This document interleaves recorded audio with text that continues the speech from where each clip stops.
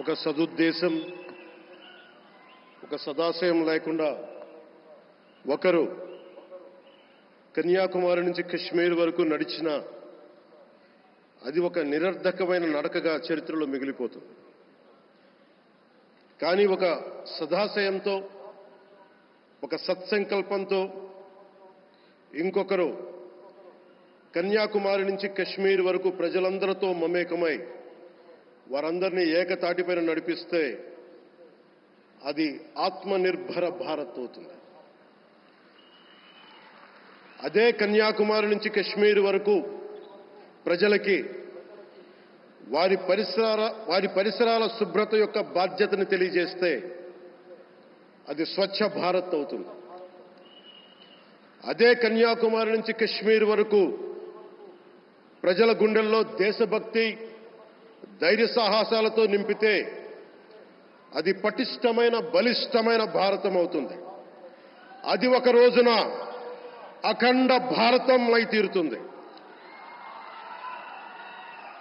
ఒక బలమైన భారత్ కోసం, ఒక దృఢమైన దేశం కోసం, జగత్తంతా వసుదైక కుటుంబం అనే భావన కోసం 4.5 దశాబ్దాలుగా పరితపిస్తూ, పరిశ్రమిస్తూ ఆ దారిలో ఎదుర్కొన్న ప్రతి పరాజయాన్ని, పడ్డ ప్రతి అవమానాన్ని నవ్వుతూ స్వీకరిస్తూ, వాటినే విజయాలకి ఇంధనంగా వాడుకుంటూ, దేశాన్ని అభివృద్ధి పథంలో నడిపిస్తూ, భారతదేశాన్ని ప్రపంచంలోనే 3వ బలమైన ఆర్థిక వ్యవస్థగా తీర్చిదిద్దేలా నడిపిస్తున్న మన ప్రియతమ ప్రధాని, మన గౌరవ ప్రధాని శ్రీ నరేంద్ర మోదీ గారికి నా తరపున 5 కోట్ల మంది ఆంధ్రప్రదేశ్ ప్రజల తరపున నా హృదయపూర్వక నమస్కారాలు.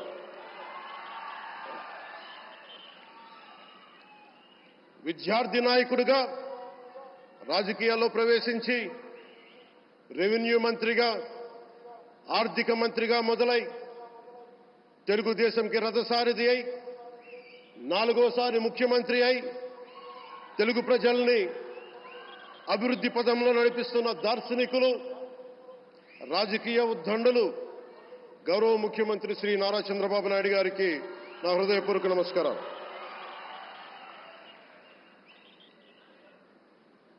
తోటి మంత్రివర్గ సహచరులైన ప్రతి ఒక్కరికి, నారా లోకేష్ గారికి,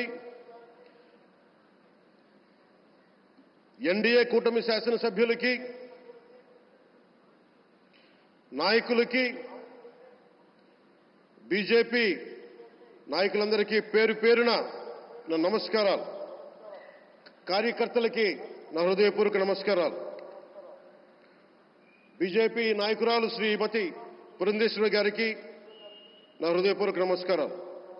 మా ఎన్డీఏ కూటమికి 164 అసెంబ్లీ స్థానాలు, 21 మంది పార్లమెంట్ సభ్యులనిచ్చి మమ్మల్ని వారి విలువైన ఓటుతో వేసి గెలిచిన ప్రతి ఒక్కరికి ఆడపడుచులకి, అక్క చెల్లెలకి, పెద్దలకి, పిన్నలకి, యువతులకి, యువకులకి పేరు పేరున నా హృదయపూర్వక నమస్కారాలు. ప్రజలు ఎన్డీఏ ప్రభుత్వాన్ని నమ్మారు, నిలబడ్డారు.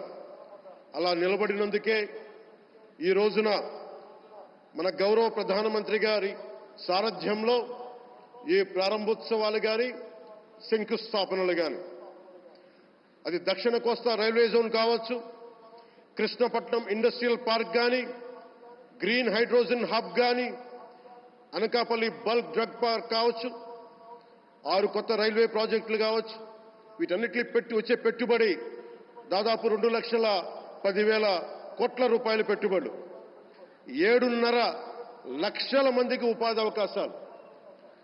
అవినీతితో కూరుకుపోయి ఉపాధి అవకాశాలు లేక, ఉద్యోగ అవకాశాలు లేక విలవిల్లాడుతున్న సమయంలో మీరు నిలబడ్డారు. అందుకే ఈ రోజున ఈ 2 లక్షల పైచిలుకు పెట్టుబడితో 7.5 లక్షల ఉపాధి అవకాశాలు లభించి మనందరికీ ఇచ్చినందుకు మనస్ఫూర్తిగా ప్రధానమంత్రి శ్రీ నరేంద్ర మోదీ గారికి చేతులెత్తి